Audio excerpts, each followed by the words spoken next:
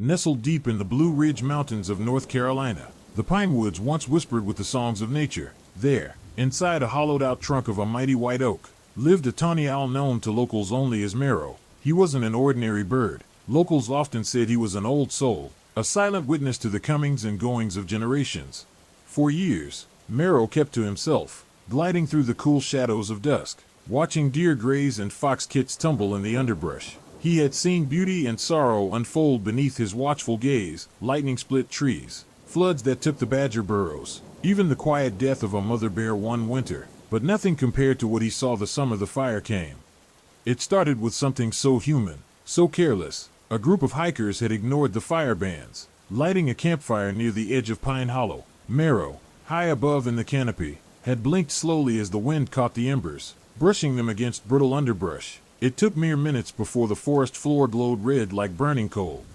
That same morning, a boy named Eli had come to the cabin nestled at the base of the eastern ridge. His father, Michael, was a ranger, once a military man, now a protector of trees and trails. Eli had begged to spend the weekend alone there, just him and his sketchbook. Michael finally agreed, on one condition: don't leave the cabin, and keep the radio close.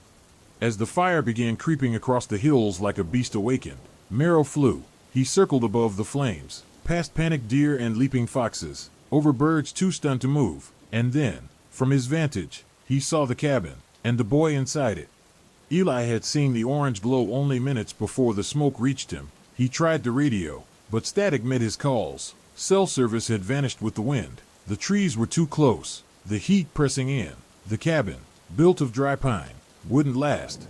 From the air, Merrow saw the boy run room to room, trying the windows, crying out for his dad. And then something happened, something no one would ever believe if they hadn't seen it themselves.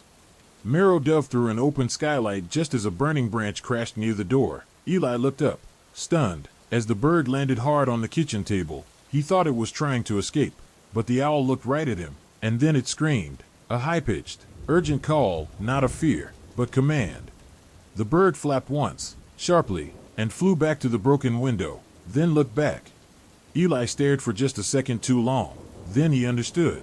He grabbed his sketchbook and climbed onto the counter. The owl beat its wings harder. Eli jumped. His hands barely caught the edge. He pulled himself up and out, smoke swirling around him. Merrow flew ahead, zigzagging low through the haze, leading Eli through the thinnest parts of the smoke. When the boy stumbled, the owl circled back, dipping low to scream again. Twice, the flames blocked their way, and each time Merrow found a new path. His feathers singed, his wing beat staggered, but he never gave up. 3 miles later, on the edge of the containment line, firefighters found the boy, a tiny figure walking out of the ash, coughing, blackened with soot, and just ahead of him, collapsing into the leaves, the owl. The men rushed forward. The boy screamed, not for himself, but for the bird. Merrow was still alive, barely. He had one eye swollen shut, a wing twisted wrong. The firefighters didn't understand. They thought maybe the bird had just gotten caught in the blaze. But Eli knew better. At the Wildlife Rescue Center, Merrow was treated like no other patient. The boy visited every day, drawing the bird in every position, sleeping, bandaged, eating. When reporters came, he told them only one thing. He didn't run. He stayed. He came back for me. I'm alive because of him. Weeks turned into months. Merrow recovered, partially. His left wing would never fly as strong.